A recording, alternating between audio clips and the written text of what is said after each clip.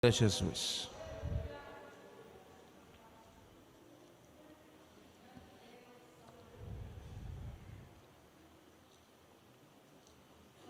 Nós lemos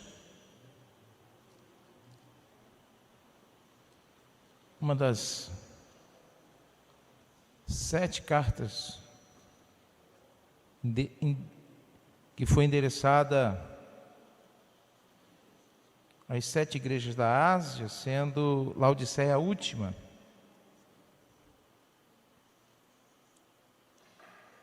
E sendo Laodiceia a carta mais difícil.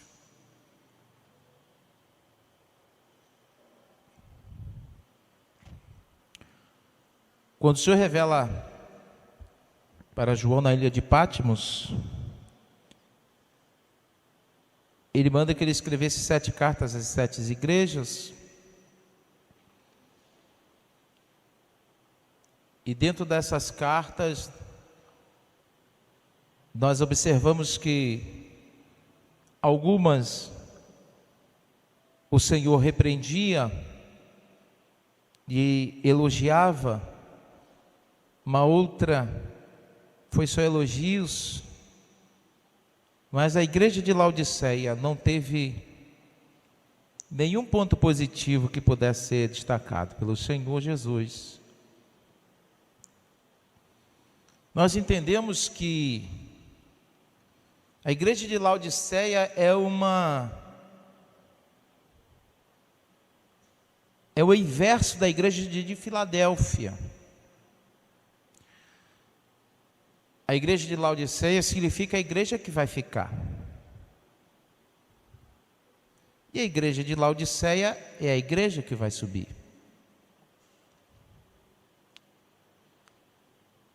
E o interessante é que quando Jesus manda João escrever a carta, ele traz alguns pontos interessantes que no decorrer desta palavra, nós vamos compreender, nós vamos aprender.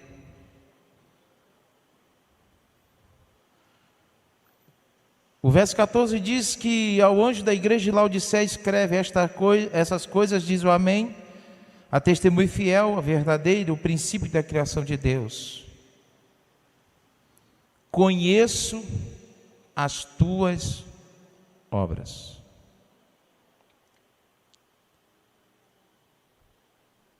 Para que nós venhamos compreender por que Jesus deu esse exemplo aqui, mais à frente, nós precisamos saber um pouquinho da história de Laodiceia. A cidade de Laodiceia era um entreposto muito conhecido na Ásia Menor, uma das cidades mais importantes que existia naquela época. Havia um cruzamento de rodovias principais, um exemplo como Feira de Santana, em que passa 101 e a 116, 324.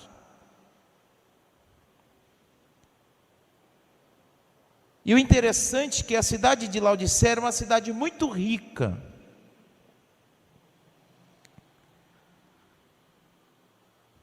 E a gente precisa entender que quando Jesus quer conversar, quando Jesus queria ensinar, ele usava coisas da terra para que os homens pudessem compreender. Eu sempre falo aqui, as parábolas de Jesus usava uma linguajar muito simples.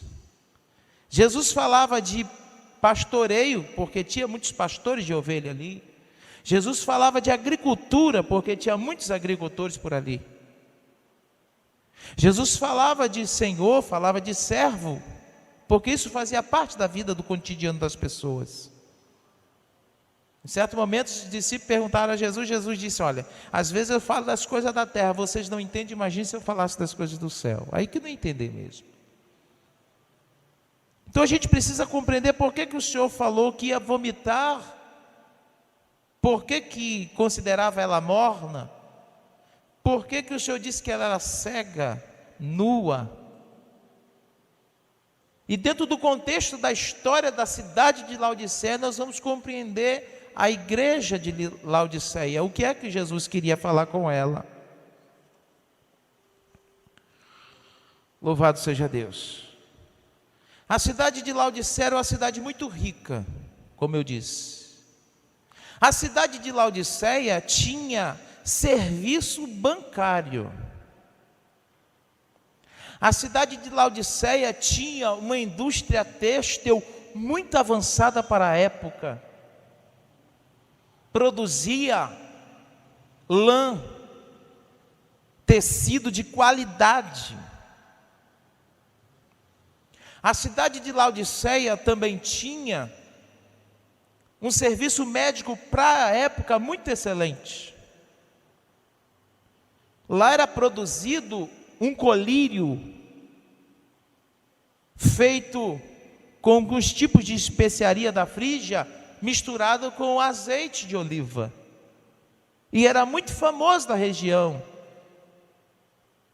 E uma coisa muito importante, que naquela região de Laodiceia, e até hoje tem, existe uma vasta rede de águas termais minerais, e que são águas medicinais, que até hoje muitas pessoas, quando vão para a região da Turquia, e às vezes vão visitar essas regiões, e esta água tem efeito terapêutico. Então a igreja de Laodiceia, ela era uma igreja que tinha de tudo do mundo material, mas espiritualmente a igreja estava pobre. O Senhor começa dizendo: conheço as tuas obras, nem és frio e nem és quente. Quem dera que tu fosses fria ou quente. Jesus estava falando que a igreja de Laodiceia era uma igreja que estava flertando com o mundo. Quando a igreja de Laodiceia diz: rica sou, de nada tenho falta, ela estava se gabando que ela era uma igreja que tinham pessoas bem financeiramente, que estavam no centro economicamente muito importante, numa cidade muito rica, e ela achava que aquilo ali era o suficiente para ela. Ela não sentia falta de nada. Nos dias de hoje não é diferente. O que o Senhor estava chamando a atenção da igreja de Laodiceia é que a igreja de Laodiceia era aquela igreja que não se decidia se realmente servia a Deus com fidelidade, com integridade, ou se era uma igreja que se tornasse fria espiritualmente. É aquele tipo de crente que ele é religioso. É aquele tipo de crente que ele só busca a Deus quando as coisas estão apertadas. O que Deus estava falando, Jesus estava falando, quando disse ser quente, é ter fervor, ter prazer, ter alegria, amar o Senhor acima de todas as coisas, estar no centro da sua vontade, obedecer a sua palavra, fazer por amor, não fazer com segundas intenções. Tem pessoas que ficam fervorosas quando estão na prova apenas, quando estão passando por luta, só ora quando o negócio apertou de tal maneira, só busca o Senhor quando já está no desespero, mas quando está tudo bem, se vira as costas para Deus.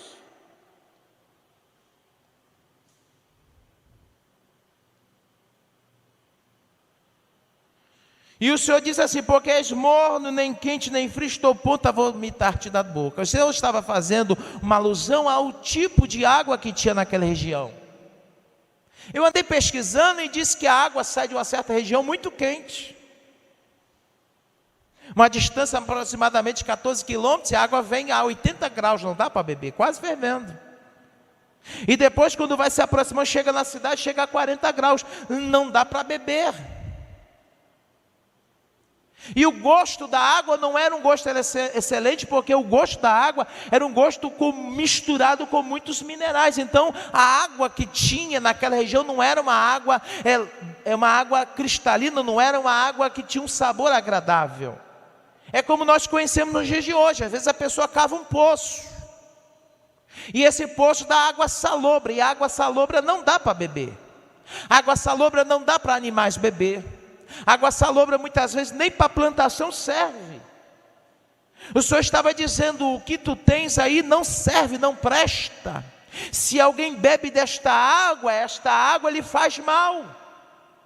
Então o Senhor disse assim: quem dera que você fosse quente, ou se você fosse frio, porque quente serve para alguma coisa. Serve para fazer chá, serve para cozinhar alguma coisa. Frio dá para beber, e morno não serve para nada. O Senhor estava chamando a atenção da igreja. Eles achavam que tinha muita coisa, mas estavam numa decadência espiritual muito grande. E é o que nós temos visto e vivido, presenciado nos dias de hoje.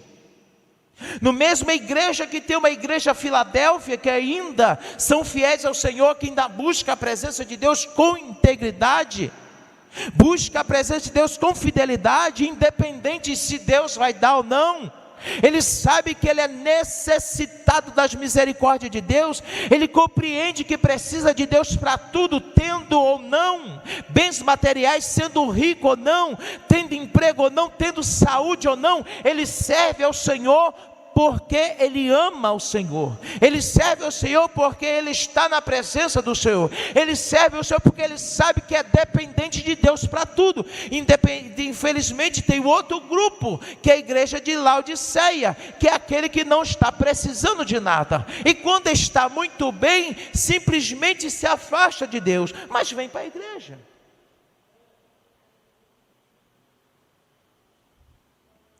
Vem por vir.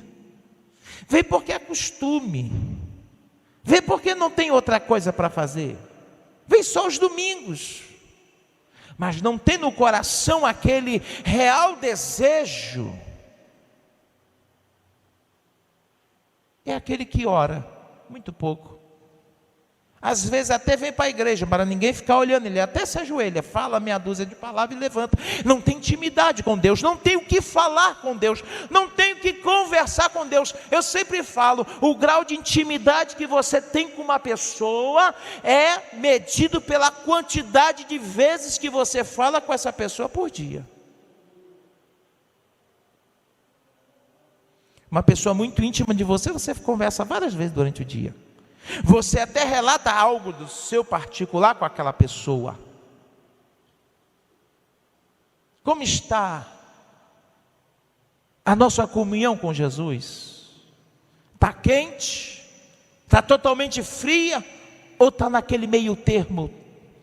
Eu vou, não vou, eu faço, não faço, eu quero, não quero, vou ver, vou decidir, não sei. Não tem aquele propósito no coração.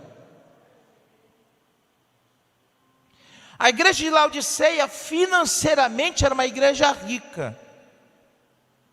Era uma igreja que tinha posses.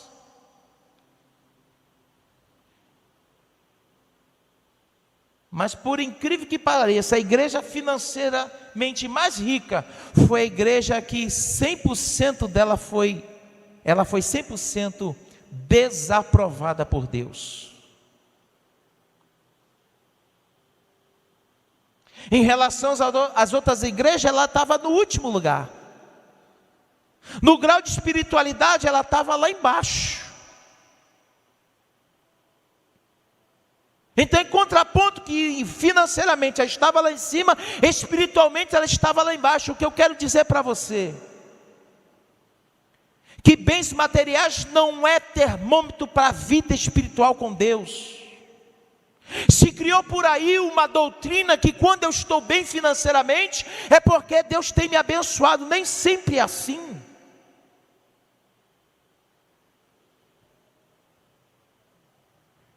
A teologia da prosperidade diz: se Deus me abençoar, se eu estiver passando por luta, se eu estiver passando por dificuldade, é porque alguma coisa está errada, ou Deus está pesando a minha mão porque eu estou vivendo de qualquer... Nem sempre é assim, porque o exemplo de Jó é o exemplo que a gente tem na palavra de Deus. É um homem íntegro, temente a Deus, que se desviava do mal. O que foi que aconteceu com Jó?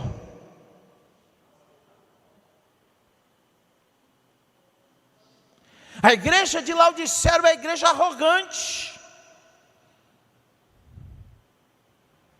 Talvez assim media, porque as 7 igrejas da Ásia eram todas próximas, eram um cinturão. Pérgamo, Tiatira, Filadélfia, Esmirna, eram todas próximas uma da outra. Então ela achava, porque minha igreja é a maior, minha igreja é a mais bonita, aí minha igreja tem mais carro na frente, a minha igreja é a igreja mais abençoada. A gente muitas vezes se engana. Por isso que lá na frente o Senhor manda ela comprar colírio. Interessante, numa cidade que produzia os melhores colírios da região, a igreja era cega. Na cidade onde tinha rede bancária, onde tinha grandes tesouros, ouro, prata, tantas outras coisas de valor guardadas nas agências bancárias, vamos dizer assim, era a igreja mais pobre.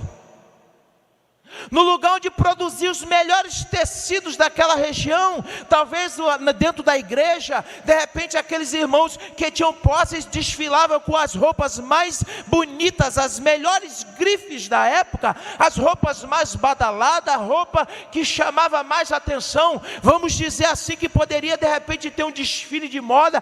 Quem é que andava com os melhores adereços? Quem andava com a melhor roupa, a roupa mais cara, a roupa da grife mais importante? Sendo que o Senhor disse, mas tu estás nu.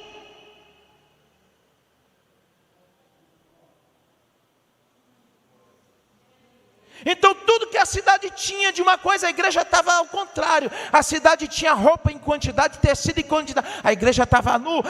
A cidade tinha muita riqueza materiais, muito ouro, né, o vil metal, mas a igreja estava pobre. A cidade produzia colírio, a cidade tinha um sistema de saúde muito interessante, tinha médicos excelentes para a época, e a igreja era cega.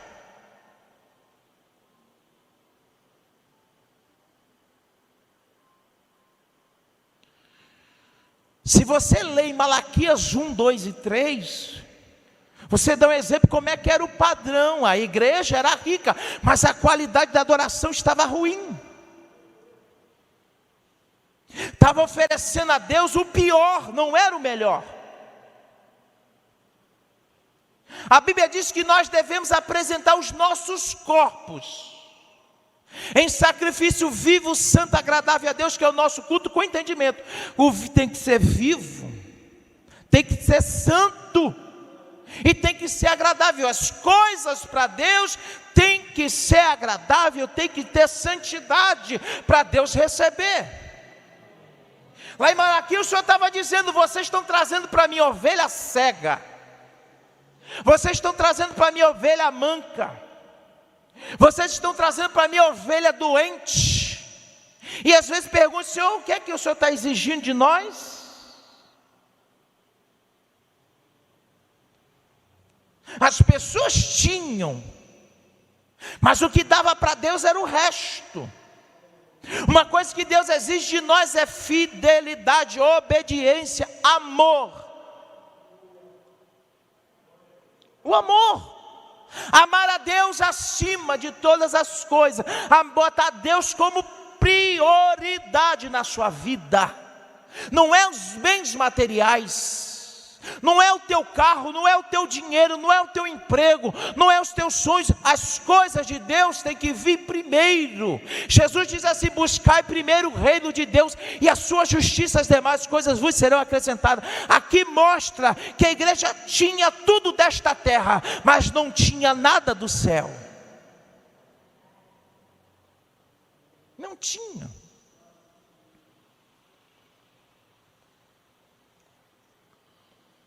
A igreja era uma igreja carnal.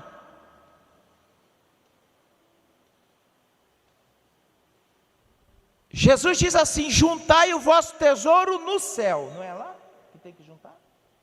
Não é no céu que tem que juntar o tesouro? Jesus manda juntar tesouro na terra? Se tu vai embora daqui, se tudo que tu juntar aqui vai ficar por aqui, você tem que juntar onde você vai ficar. Jesus disse assim, juntai o vosso tesouro no céu, porque lá o ladrão não rouba, lá a traça não rói, lá o ferrugem não destrói, não come.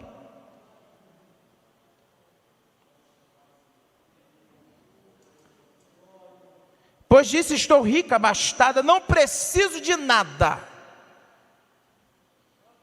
Nem sabe que tu és infeliz. Sim, miserável, pobre, segue nu.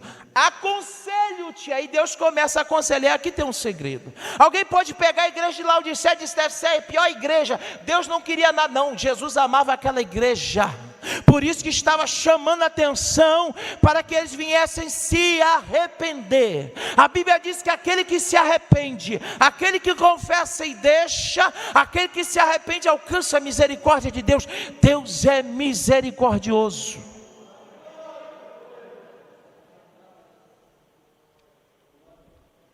Compres de mim ouro refinado. Tinha muito ouro na cidade, mas o ouro que perecia. Tu acha que tu tem muita coisa, mas tu não tem. Compras de mim ouro refinado. Que ouro é esse? A fé. A Bíblia diz que sem fé é impossível agradar a Deus. Primeira coisa que a gente tem que ter é fé.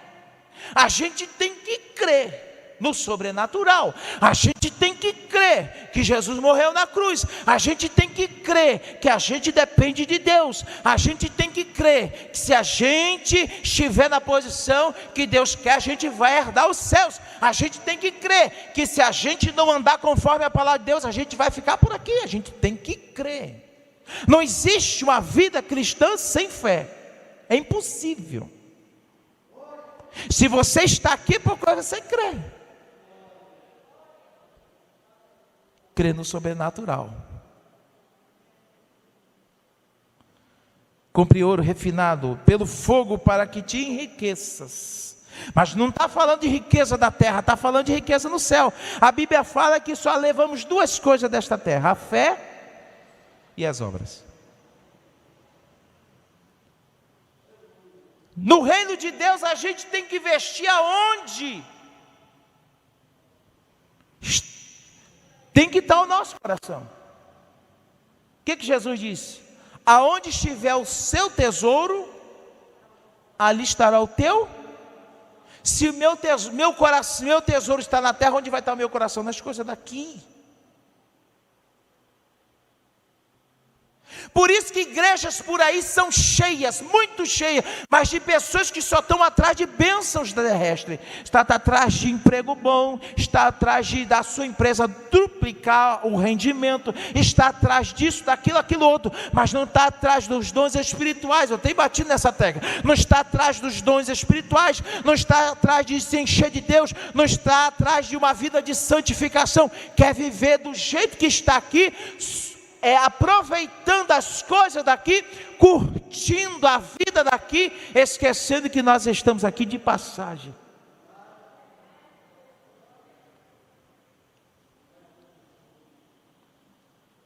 Era uma igreja carnal, porque se eu sou espiritual, eu discerno as coisas espirituais. Se eu sou carnal, eu só penso nas coisas da carne, as coisas da vida.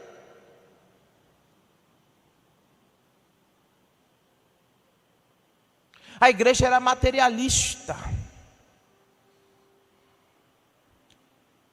Materialista. O que é materialista? Só pensa nas matérias, na coisa palpável. As coisas que vão me trazer algum benefício aqui. Uma troca. Era uma igreja egocêntrica. Se achava, se ela disse: rica sou, de nada tenho falta. Eu disse: eu estou por cima da carne seca. Eu sou tal, eu faço e aconteço. Eu não preciso de ninguém, não dependo de ninguém. Tem pessoas ricas que são assim, não se lembram de Deus.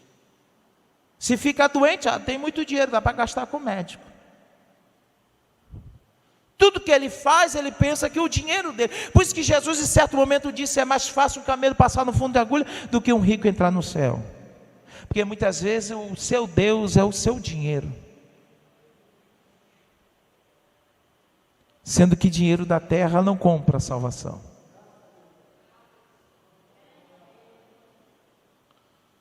O que eles faziam não tinha aprovação de Deus. Eles eram medíocres. como estava despidos da graça e do poder do alto, viviam no pecado. E é o que nós temos visto nos dias de hoje. Tem pessoas que até frequentam os cultos, vêm para a igreja, mas está vivendo a vida de qualquer maneira. E o Senhor disse: eu não quero que seja assim. Você precisa decidir. Ou você é frio, ou você... Mas se Deus quer que eu me desvie, não. Sabe por quê? Porque quando eu estou frio espiritualmente, tem como Deus trabalhar. Porque muitas vezes eu reconheço que estou fora, eu reconheço que eu preciso, mas quando eu estou morno, eu acho que eu estou bem. Eu não preciso de nada. Não. Estou bem, estou vindo para a igreja, estou com saúde. Tá bom. E é um perigo. Tem uma história que diz assim: se você pegar uma rã e jogar ela numa panela fervendo, ela não morre, porque quando ela sentir o quente, ela pula logo. Mas você quer matar ela? Coloque ela na água fria e vá amornando aos pouquinhos, ela não vai sair dali. Está morno, estou bem, estou acomodado, está tranquilo aqui, está tudo muito bem, não preciso de nada. A igreja de Laodiceia é igual às 5 virgens loucas. Eu estou esperando Jesus. Eu tenho a palavra, eu tenho conhecimento, mas não tinha unção, não tinha graça, não tinha o Espírito Santo. Estava apagando. Jesus disse que estava se apagando e disse: aí vem o noivo, saiu ao seu encontro. E elas ficaram para trás. Era igreja de Cristo. Outra coisa que Jesus disse, que ela era uma igreja cega. Pior coisa é cegueira espiritual. Quando está cego, não sabe para onde vai. Quando está cego, não vê o inimigo vindo. Quando está cego, não percebe quando o adversário vem. Quando está cego, não consegue ver os próprios defeitos. A gente precisa entender que quando o Senhor fala para ele: ó, compre colírio, e quando a gente vai para a história e diz que o colírio era feito com azeite, e esse azeite lembra e fala e nos faz entender que é o Espírito Santo de Deus. Está dizendo assim: quando o Espírito Santo de Deus unge os meus olhos, quando o Espírito Santo de Deus vem para a minha vida, eu começo a enxergar primeiro que eu sou carente da misericórdia de Deus. Independente de eu ter uma conta bancária muito alta, ou se eu estou vivendo apenas de favor, eu sou dependente da misericórdia de Deus. Se eu tenho uma saúde de ferro, ou se eu vivo doente, eu dependo da graça de Deus. Se eu tenho muito tempo ou pouco tempo de crente, eu sou dependente da graça de Deus. A primeira coisa que entende é que ele necessita de Deus, independente da situação que estiver, porque o Espírito Santo é que nos convence. Primeiro, que nós somos pecadores. Nos faz enxergar que nós somos pecadores, que nós somos dependentes de Deus. Nos faz enxergar o mundo espiritual. Não nos faz mais ver o mundo pela prisma dos olhos carnais. Quem tem os olhos carnais vai ver: não, mas essa pandemia vai passar, depois eu vou fazer isso, eu vou fazer aquilo outro, eu vou aumentar meus celeiros, eu vou fazer assim, eu vou fazer assado. Aí Jesus dá aquele exemplo: louco, esta noite te pedirão a tua alma, e que tu tens preparado para quem será? Mas aqueles que têm os olhos espirituais sabem que as lutas desta vida não hão de se comparar com a glória que nos há de ser revelada. Espera aquele grande dia em que as trombetas vai soar. Quem tem olhos espirituais entende que o adversário anda de redor, mas o anjo do Senhor acampa. Aqueles que têm olhos espirituais, ele observa e fecha a brecha. Ele vê, e através da palavra de Deus, que eu preciso melhorar minha conduta, examinando-se a si mesmo. Porque é o Espírito Santo que vai te falando: faça assim, não faça isso, isso é errado, não me agrado. E se você ouvir a voz do Espírito, você vai atentar. Senhor não quer que eu ande desse jeito. Jesus me repreendeu porque eu estava agindo assim. Jesus tem falado comigo que Ele quer me ver na obra. O Senhor quer falar comigo que quer que me levante. O Senhor está falando comigo que eu tenho que deixar esta prática. O Senhor tem falado comigo que eu tenho que andar de parar de vestir desse jeito, que eu tenho que mudar o meu linguajar. E eu vou me aproximando mais de Deus, eu vou me aperfeiçoando, eu vou chegando à estatura de varão perfeito, como a Bíblia fala, um processo de santificação, porque os meus olhos já foram ungidos, eu estou enxergando. Mas quando a gente não tem os olhos ungidos, diz que nada, rapaz, isso aí não tem problema nenhum, não, que isso é doutrina de homem, a Bíblia não existe tanta coisa. Começa a ver a Bíblia, a palavra de Deus, como coisa relativa, depende do ponto de vista, de acordo com fulano de tal, e aí começa aquela situação, começa a achar desculpa para viver no pecado. Você conhece gente que dá desculpa? Não, mas lá na minha igreja pode, mas a Bíblia condena, e eu tenho que andar pela palavra de Deus. Então Jesus está dizendo: vocês estão cegos, vocês estão olhando pela prisma da vida humana, mas eu quero que vocês vejam pelos olhos espirituais, aquilo que eu tenho para vocês, e o que Deus tem para a sua igreja é algo maravilhoso.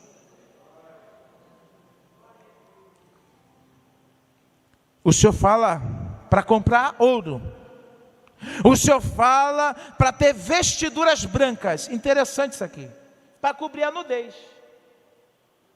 Quando fala de nudez, me lembra quem? Adão e Eva. Quando eles pecaram, eles se envergonharam, viram o seu estado espiritual de miséria. Como eles estão cegos, não estão vendo que estão nus.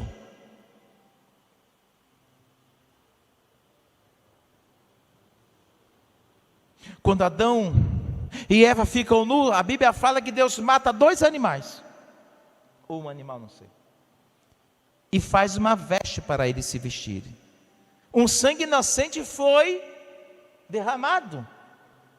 Da mesma forma como Jesus morreu na cruz para nos dar salvação. Nós estávamos mortos nos nossos delitos e pecados, nós estávamos nus, mas a palavra de Deus que o sangue de Jesus Cristo nos purifica. O próprio Senhor Jesus disse assim: entrarão no meu reino aqueles que lavarem as suas vestiduras no sangue do Cordeiro. As vestes brancas fala de santificação, fala de perdão,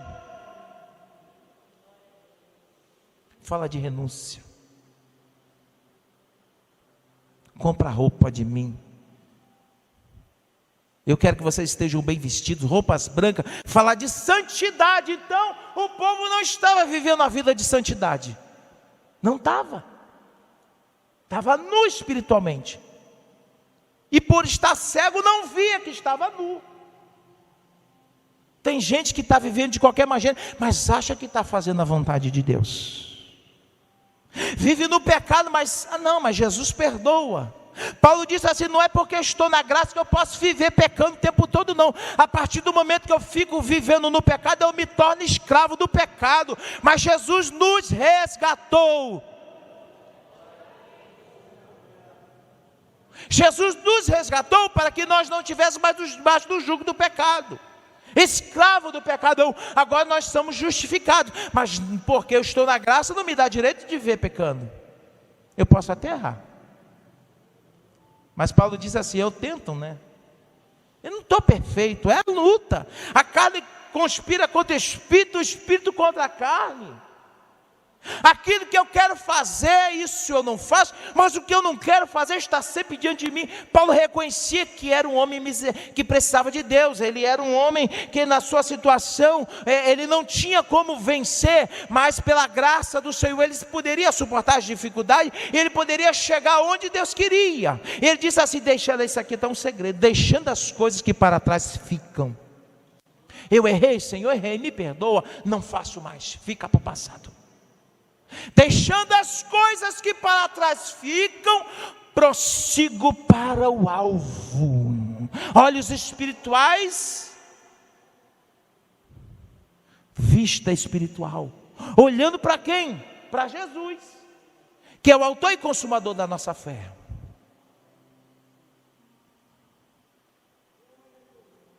vestiduras brancas para fim que não seja manifesta a vergonha da tua nudez, os teus pecados, colírio para ungir os teus olhos para que tu possa ver.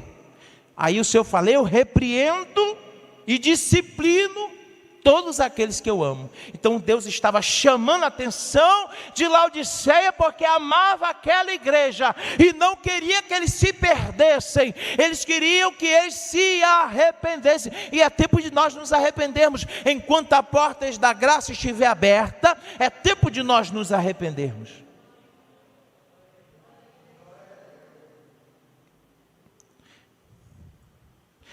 Repreende e disciplina todos como que amo. Sê, pois, zeloso. Interessante isso aqui. O que é ter zelo? Ter cuidado. Ter ciúme. Quando você tem alguma coisa que você tem um apreço muito grande, você tem maior cuidado com aquilo. Não é assim? Você tem um zelo. O que o Senhor estava dizendo? Tenha zelo pela tua salvação, tenha amor a mim, ama o Senhor acima de qualquer coisa desta terra. Jesus disse assim: aquele que amar o seu pai e sua mãe mais do que mim, não é digno de mim. Aquele que amar seu irmão mais do que mim, não é digno de mim. Jesus colocou a família como referência. Tem que amar a Deus acima de família, acima de pai, acima de mãe, acima de irmão, acima de esposa, acima de filho. Olha o grau de amor que Deus exige de nós. Jesus está dizendo: vocês têm que me amar com muito zelo, porque eu morri na cruz por vocês, eu me sacrifiquei, derramei todo o meu sangue para que vocês fossem salvos e me amem. Jesus disse para Pedro: Pedro, tu me amas? Senhor, te amo. Só que se você for ver o tipo de amor que Jesus está falando, tinha uma entonação diferente da que Pedro. Se você for ver alguma Bíblia que tem coisa em grego, diz assim: Jesus não está falando desse amor de amigo, não. Estava falando do amor de Deus, o amor ágape. Pedro, tu me amas com o amor de Deus. É de Senhor, eu te amo, mas com o amor de irmão. Não é esse amor que eu quero. Pedro, tu me amas com o amor de Deus, o ágape? Não, Senhor.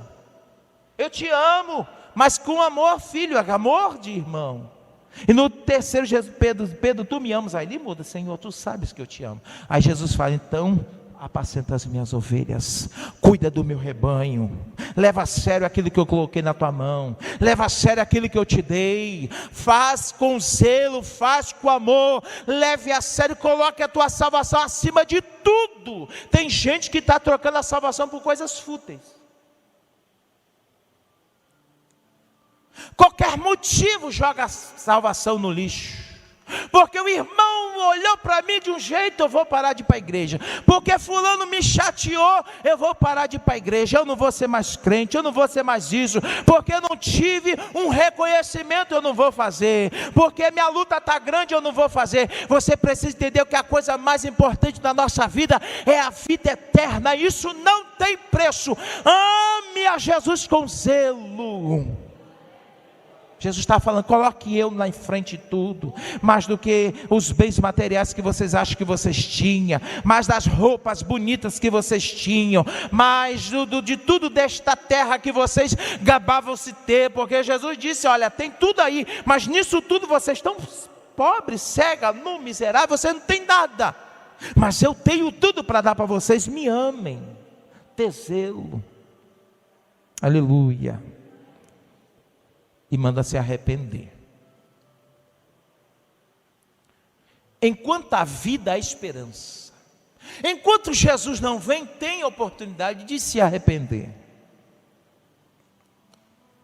O Senhor estava chamando a atenção e disse: olha, o currículo que vocês têm está terrível, mas dá tempo de mudar isso aí. Dá tempo de mudar.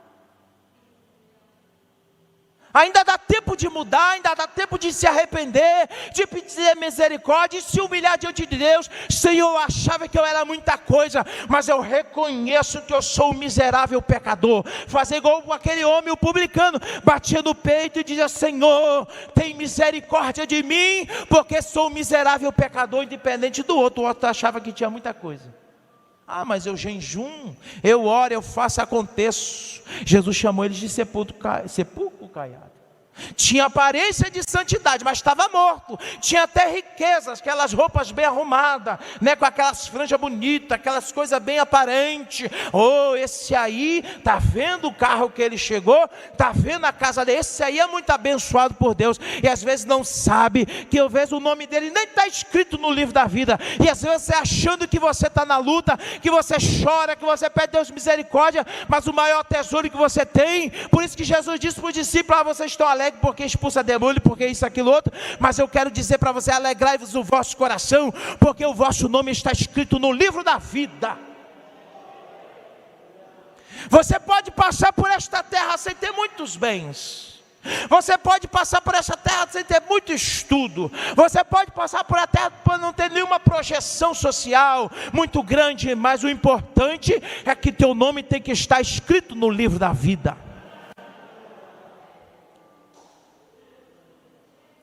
Eis que estou à porta e bato. Se alguém ouvir a minha voz e abrir a porta, ele entra. E aqui é algo interessante. Ele entra na nossa vida. E o que ele vai fazer? Vai cear comigo e eu com ele. Mas isso vai acontecer aonde? Na eternidade. Quando eu abro o coração para Jesus entrar, aleluia. Quando eu abro mão das coisas do mundo, eu disse: entra na minha vida, Jesus, faz o teu querer. Jesus faz uma promessa: você vai cear comigo no reino do meu Pai. Quando Jesus disse para o discípulo: não tomarei de novo do fruto da vide, até aquele dia em que cearei convosco no reino do meu Pai. Este dia está se aproximando. Vale mais a pena servir a Jesus, independente de você ter muitos bens ou não. O que vale a pena é que você possa estar lá na eternidade, participando das bodas do Cordeiro. Ao vencedor, Jesus chama a atenção, mas no final ele manda se arrepender. Ele diz que corrige, mas ele depois vem trazendo só palavra de vitória. Ao vencedor, aquele que vencer, aquele que renunciar a si mesmo, aquele que se arrepender, aquele que comprar de mim ouro fino, aquele que tiver ungido os olhos, aquele que estiver vestido com vestes brancas. Aleluia. Dá-lhe-ei para sentar comigo. Você já parou para pensar de se assentar com o Senhor? Isso aqui é uma promessa para a sua igreja. Se assentar comigo no meu trono. Quando fala de trono, fala de autoridade. Como é que a igreja vai se assentar com o Senhor no trono? Você talvez não, para quem não saiba, quando Jesus voltar com a sua igreja para instituir o reino milenial, Jesus vai reger com vara de ferro em Jerusalém. E nós que estivermos transformados, nós que participamos da boda do Cordeiro, nós que nos tornamos um corpo incorruptível, e nós nos tornamos imortais e passamos a ter um corpo assim como o Senhor tem. A Bíblia fala que nós estaremos nesta terra juntamente com Ele trabalhando. Sabe o que é que quer dizer? Que a igreja vai ter responsabilidade nas nações, cargos de confiança durante o reino milenial de Cristo vai ser distribuído para a sua igreja. Aí você imagina: Senhor, eu passei tantos anos sofrendo naquela terra, mas agora o Senhor me honrou, agora eu sou filha do rei, agora eu tenho um corpo imortal, eu tenho um corpo incorruptível, vou passar 1000 anos aqui regendo com o Senhor vai me dar atribuições para cuidar desta terra, porque vai ficar gente por aqui. Porque quando tiver a grande tribulação e uma parte for destruída, que a Bíblia fala, uma parte vai entrar no reino milenial. Os descendentes vão ainda com corpo corruptível, e nós estaremos em outra fase. Você precisa entender, esta fase que nós passamos é a penúltima. O tempo da igreja está se acabando. Nós vamos ingressar numa nova era, num novo tempo, num novo patamar, agora em outra situação. Corpo glorificado, corpo incorruptível, corpo santo. Nós estaremos, a Bíblia tem um hino da harpa lá, que o céu e terra será a mesma grei. A gente vai estar aqui trabalhando, mas a gente vai ter acesso ao céu. A gente tem condições de chegar diante de Deus e olhar Ele face a face, porque nós não estamos mais num corpo que se corrompe. Isso é a promessa que Deus tem para aqueles que durante esta existência aqui não renunciar ao nome do Senhor, não rejeitar o plano da salvação, não virar as costas para Deus, abrir mão de um certo momento das coisas desta vida para herdar a vida eterna, e essa não tem preço. Ao vencedor dar-lhe-ei para sentar-se comigo no meu trono, assim como também eu venci e me assentei com meu Pai no seu trono. Quem tem ouvidos, ouça o que o Espírito diz às igrejas. Interessante. Se você for ver, a igreja que mais foi reprovada, Deus chama a atenção, e a igreja que tem uma das promessas mais lindas.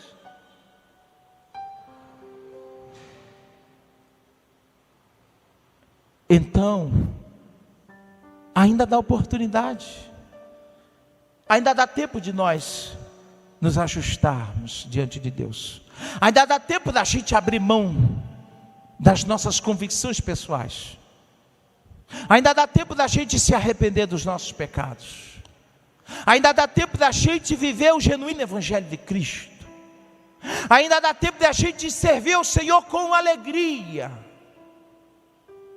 Não simplesmente porque eu estou indo para a igreja porque minha mãe vai, eu só estou indo para a igreja porque meu pai manda eu ir. Não, eu preciso eu preciso entender que a melhor coisa que eu posso fazer é estar na casa do Senhor todos os dias, é adorar o Senhor em espírito e em verdade, é servir ao Senhor de uma forma especial, viver abundantemente na obra do Senhor. O que a igreja de Laodiceia não tinha era o verdadeiro evangelho. Estava vivendo o evangelho superficial, o evangelho das facilidades, o evangelho das coisas materiais, sendo que o evangelho de Cristo são espirituais. É o reino de Deus e a sua justiça. As demais coisas Deus acrescenta. Que Deus nos abençoe. Que o Espírito Santo de Deus fale mais no nosso coração. Eu fiquei imaginando, Senhor,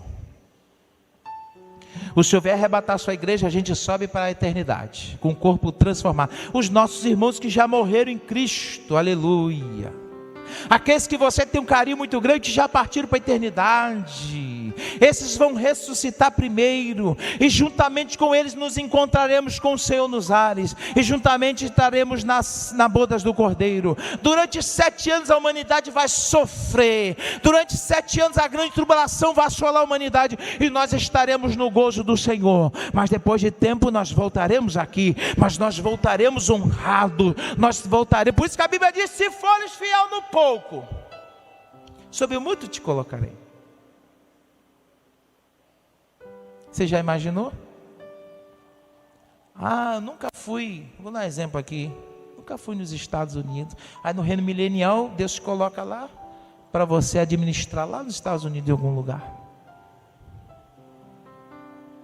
Nós somos igreja, e a nossa função não termina aqui com o arrebatamento, continuaremos depois. Guarde isso. Quem vai te exaltar é o Senhor, quem vai te abençoar é o Senhor. Que Deus abençoe.